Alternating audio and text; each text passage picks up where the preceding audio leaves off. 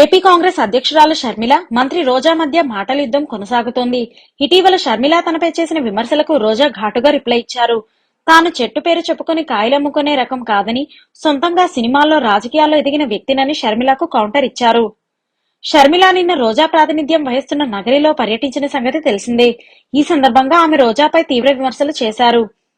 నగరికి రోజాతో సహా 4 మంత్రులు ఉన్నారని, వారంతా నియోజకవర్గాన్ని దోచుకుంటున్నారని మండిపడ్డారు.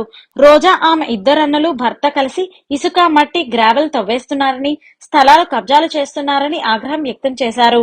కాగా షర్మిల చేసిన విమర్శలపై తాజాగా రోజా కౌంటర్ ఇచ్చారు.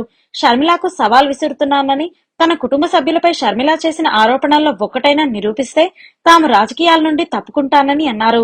నీలాగా వైఎస్ఆర్ బిడ్డ అని చెట్టు పేరు చెప్పుకుని కాయలమ్ముకునే రకం కాదు నేను.